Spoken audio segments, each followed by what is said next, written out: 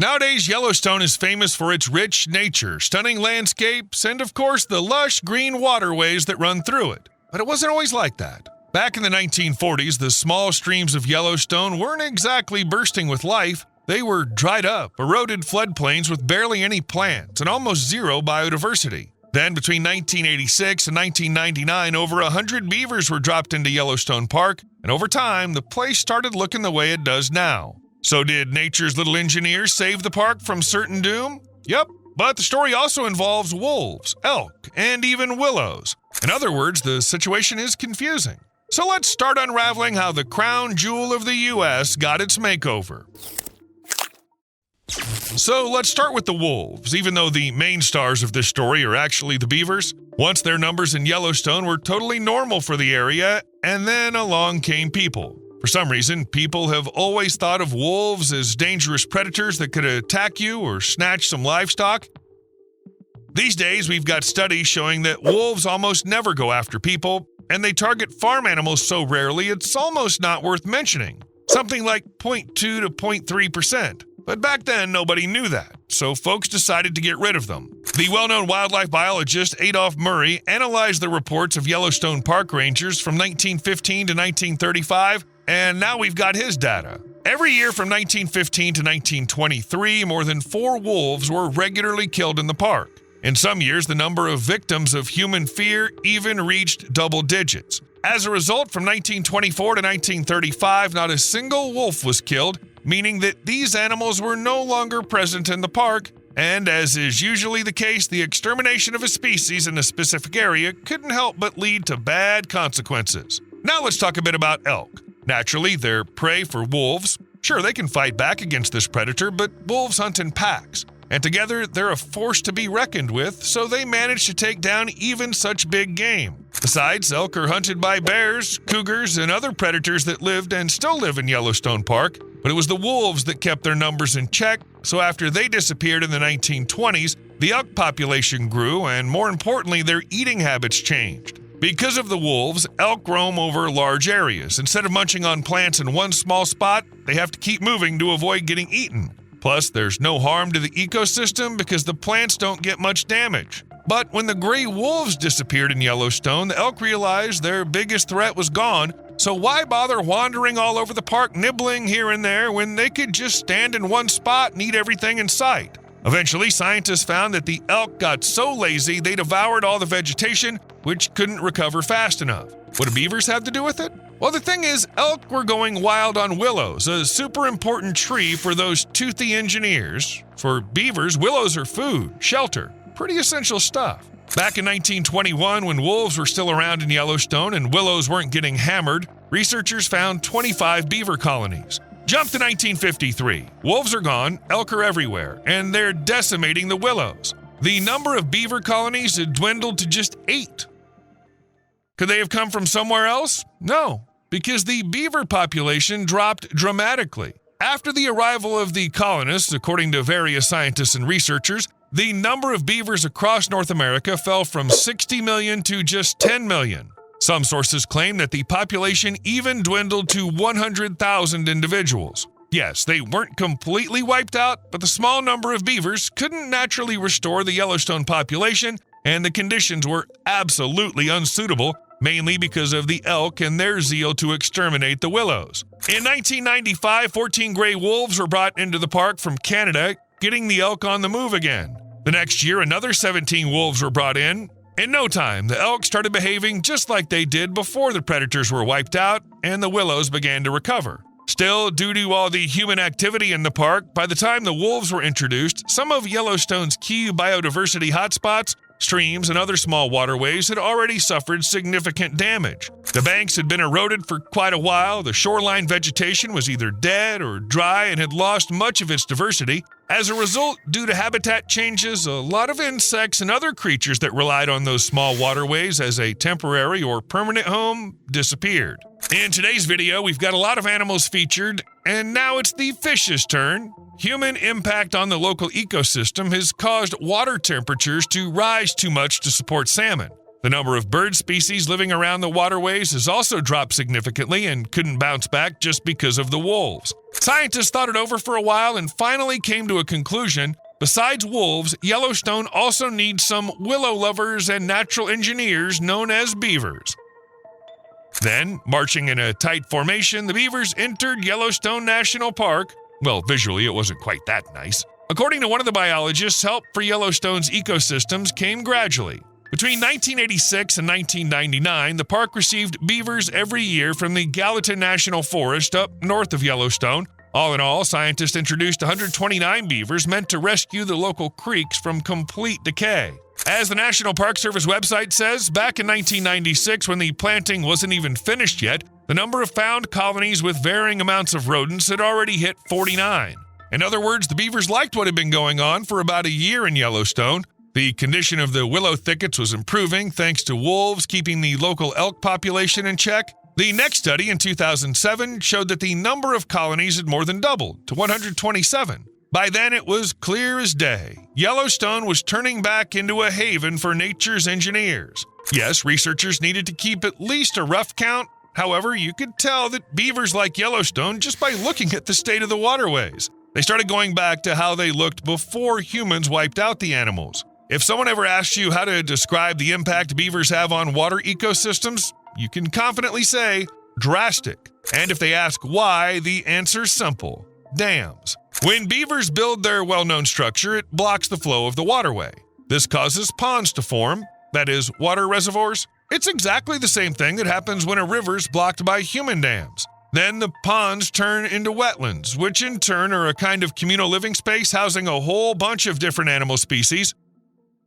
So according to research, even though they don't take up that much of a landscape, these kinds of coastal habitats support 70 to 80% of species at some point in their life cycle. Can you imagine the scale of what beavers do with just one dam? They create a whole new habitat. No wonder many agree that these rodents are some of the top architects of wildlife. When the number of beavers in Yellowstone dropped to a pretty insignificant minimum, dams were still around, but their number was small. Since 1986, when they started reintroducing the rodents, and then from 1995, when they got willows they need to live properly, the number of dams began to grow. So along with that, wetlands in Yellowstone started to come back, and they're known for having really rich biodiversity. Plus, the areas near creeks and other waterways generally became greener overall. But that's not all. Since the stream flows fast, it hardly affects the groundwater supply. In the case when water just sits still, like in beaver ponds, it slowly seeps into the ground, meaning it replenishes the groundwater.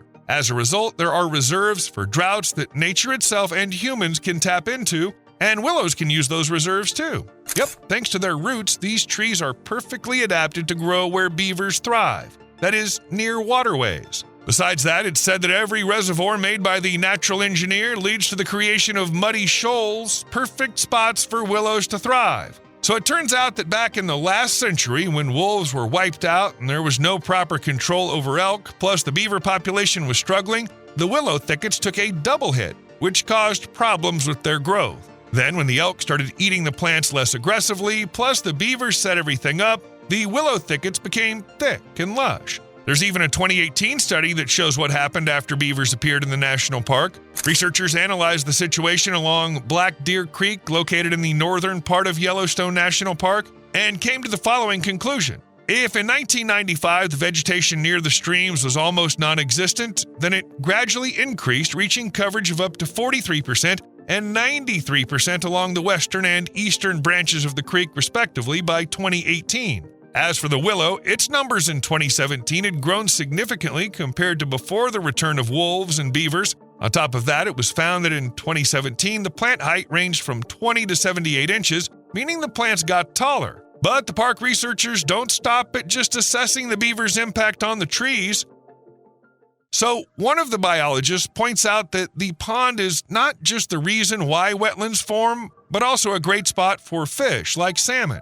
Yeah, you can recall what we already talked about. At some point, most of Yellowstone's waterways stopped being interesting for salmon, which decided to pick other places for spawning. Beaver ponds are the perfect option for salmon to swim there from the salty ocean waters to procreate. The water there is cool, which this fish species absolutely loves. Even more, if the water wasn't right, salmon simply wouldn't come to Yellowstone's beaver ponds at all. Besides that, a pond's a spot protected from the sun thanks to the plants growing on its shores. Like, for example, that very willow has hung its branches down, giving young salmon shelter from the rays. Apart from salmon, the ponds and wetlands made by beavers are home to otters, minks, marsh birds, waterfowl, and insects, can't forget them. Ponds and wetlands are the perfect place for mosquitoes to lay their larvae. So you get the idea. Beavers are like a catalyst, turning streams into something like a dormitory, where many animal species live side by side. A hotspot of biodiversity, just like we said.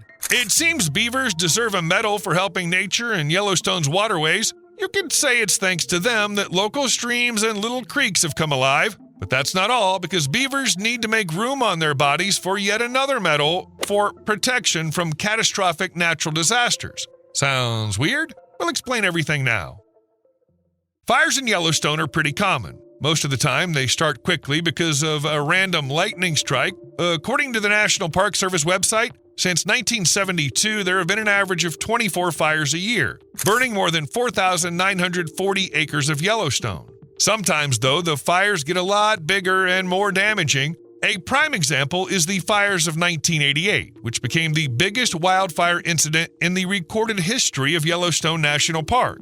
That year, 1,235 square miles went up in flames, which was 36% of the park's total area. What do beavers have to do with it? Well, under normal conditions, water doesn't burn, meaning that wetlands, ponds, and any other beaver-made water reservoirs act like a wall, an impenetrable shield against fire that can at least save some parts of the forest and other natural areas of the park. And here's the proof. These are photos from Idaho, where a fire broke out near the Baugh Creek at one point. As you can see, everything around is burnt, but the waterway and the plants surrounding it are practically untouched because the fire simply couldn't do anything to the water zone that formed due to the beavers' work. And yeah, if you think life's just great for the beavers in Yellowstone, think again. One day in June 2022, the northern parts of Yellowstone got hit with 7 to 9 inches of rain in just 24 hours. Plus, the snow melted too. Reportedly, it all led to the worst flooding in the area in the past 500 years. The powerful surge wiped out dams. Some beavers might have been hurt or even died. Yeah, not exactly the best of times for the beavers back then. Also, human activity had a major impact on beavers' ability to increase their population. Well, more precisely, actions taken in the last century that set off this whole chain reaction, causing beavers to lose willows and then disappear. Decades with very few beavers changed the geomorphology of streams. For this reason, when scientists observed a few areas that beavers were starting to reoccupy, they noticed that the animals were facing serious challenges. One of the biologists says he was observing a colony that was moving from place to place. Yes, they have willows and decent conditions to settle down, but they still can't seem to find the right spot to build a pond. This particular story ended with the colony eventually blocking one of the streams with a dam and creating a pond in 2021, but it's possible that other colonies might have had a different outcome and never found a suitable place after all their searching. Despite all the challenges, you could say that thanks to wolves and beavers, they still managed to restore many of Yellowstone's waterways to their former state. Who played a bigger role in the recovery, the sharp-toothed predators like wolves or the equally toothy builders like beavers? Both species equally. In this case, you can't single out one over the other because the positive outcome wouldn't have happened without either one of them. All in all, there's a positive outcome. Wow, it sure takes a lot of effort and time. The beavers have to like the spot, then they need to build their dams, and only after that, over time, the ecosystem will be established. Yeah, that's how it is. But there's a cheat code. Nobody says you can't do the beavers' work without the natural engineers themselves and build artificial dams. No concrete used.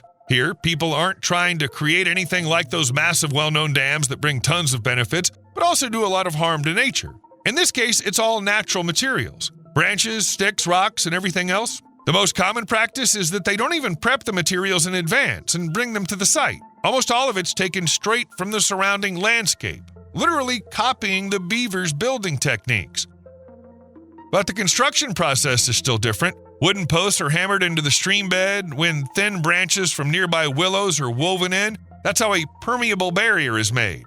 Then people borrow a trick from beavers. They pack the structure with mud, sand, soil, roots, and plants. All this makes the construction more complex, creating a really close beaver-like analog. Of course, other combos and approaches can be used. It's basically whatever anyone's good at. The main thing is to do it like the beavers do. And yeah, it works. Ponds form, groundwater levels rise, biodiversity increases, and all the stuff we've already talked about happens. Sounds perfect. You get the benefits without waiting for beavers to settle in.